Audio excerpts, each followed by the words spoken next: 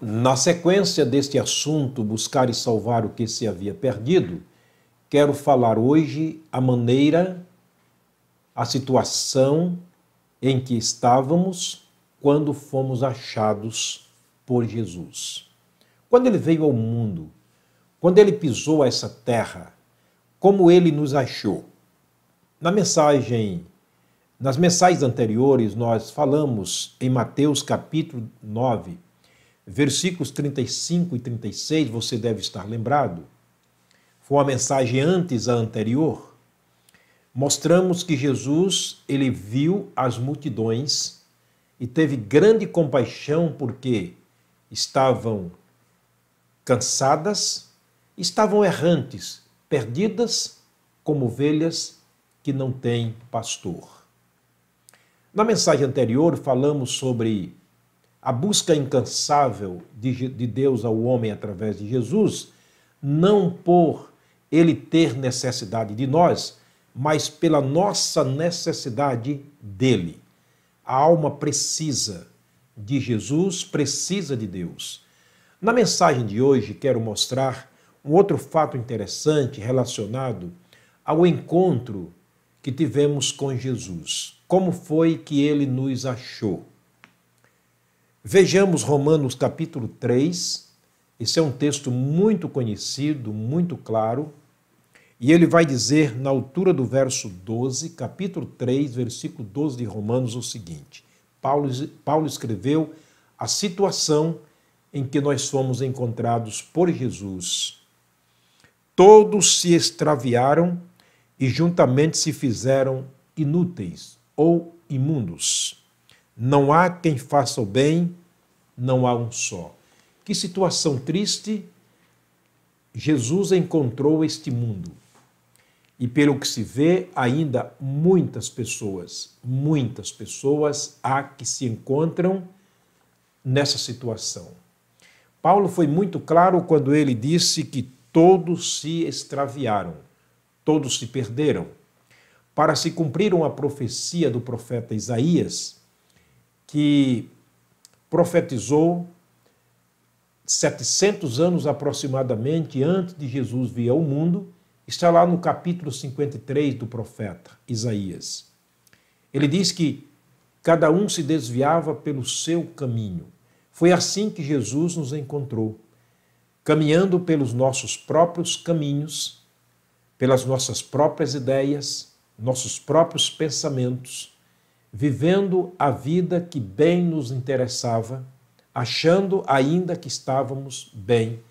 Mas ele disse não, todos se extraviaram e juntamente se fizeram inúteis, se fizeram imundos.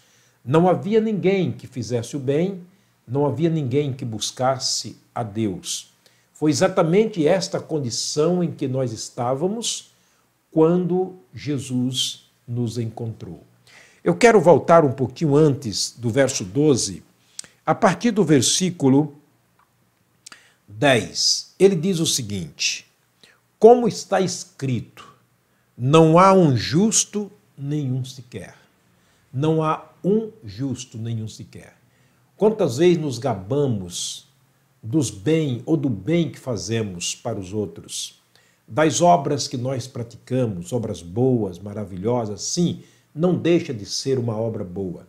Mas no que diz respeito à salvação, a Bíblia Sagrada deixa muito claro, não há um justo nenhum sequer.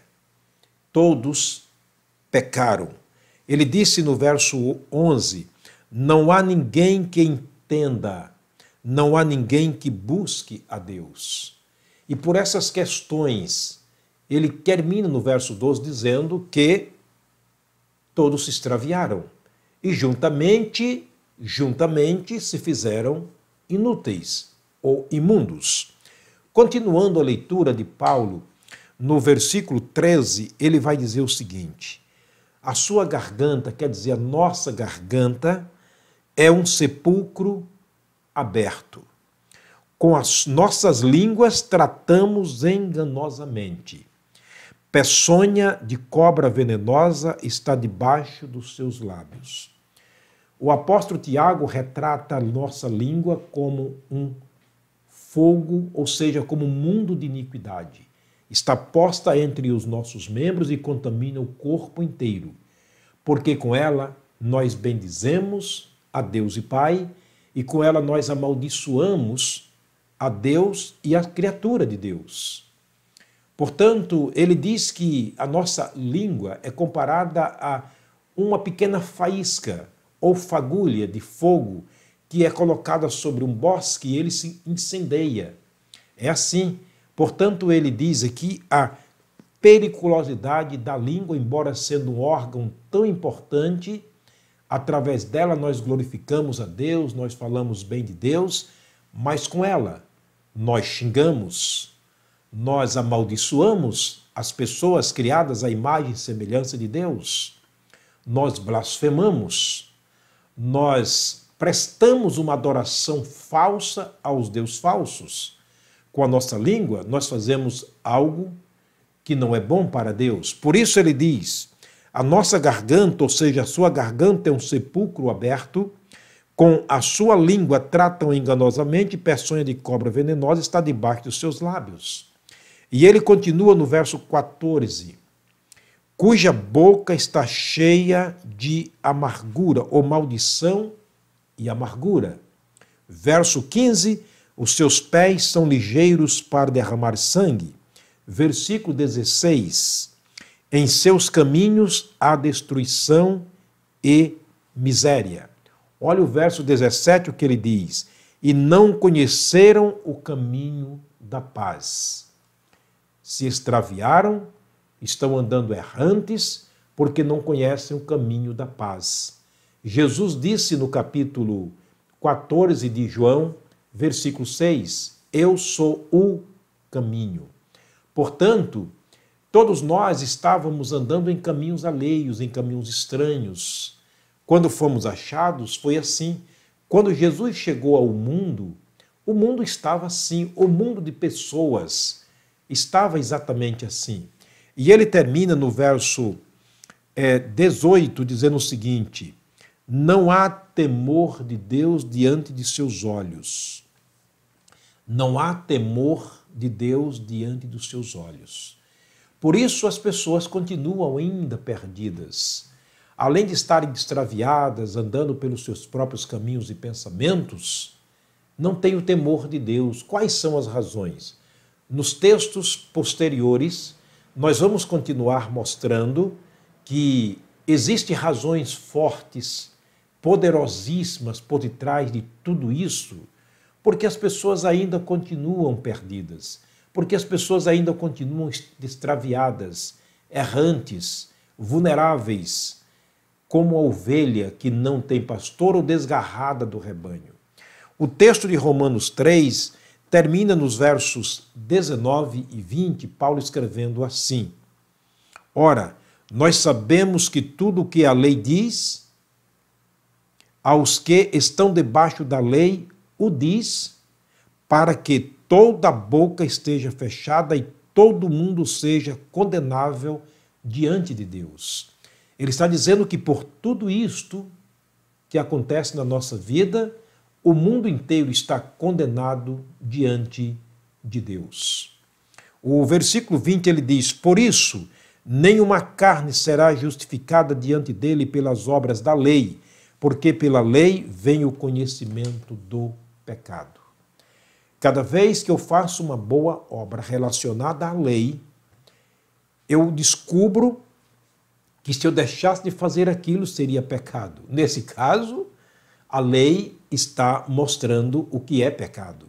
Paulo disse, eu não sabia se a concupiscência é pecado se a lei não dissesse. Portanto, nenhuma carne, nenhum homem, nenhuma mulher, ninguém no mundo será justificado diante de Deus pelas obras da lei. Porque pela lei vem apenas o conhecimento do pecado. Deus te abençoe, que você possa compreender esses fatos, razões por que Jesus veio buscar e salvar o que se havia perdido e a maneira como ele nos achou. Eu quero terminar mais uma vez orando. Pai, muito obrigado, meu Deus, por ter deixado conosco a tua palavra. Obrigado pelo Espírito Santo que nos ensina, ó Deus, que revela para nós os segredos do teu coração através da palavra escrita. Obrigado, Deus, pelo grande privilégio que o Senhor nos deu de sermos arautos do Senhor, de termos recebido, Deus, a responsabilidade da pregação do Evangelho e a palavra da reconciliação. Nós rogamos, Deus, por centenas e milhares de pessoas que nos assistem através da pregação da palavra. Ó Deus, fala o coração de cada uma dessas pessoas, seja para o crescimento espiritual, no caso dos salvos, ou para a salvação em Cristo, da parte daqueles que ainda não são salvos. Dá-nos um dia debaixo da tua graça, protege as nossas vidas, guia-nos, ó Deus, nos orientando pelo teu Espírito, no nome do Senhor Jesus, o nosso amado Salvador. Amém. Muito obrigado mais uma vez por me acompanhar, que Deus te abençoe, Deus te guarde, que neste dia você possa refletir sobre tudo isto que foi lido, mas sobre tudo isto que você possa ler na sua própria Bíblia, com as suas próprias palavras, a palavra de Deus escrita. Isso vai te ajudar muito, isso vai te fortalecer muito. Até a próxima mensagem, se Deus nos permitir.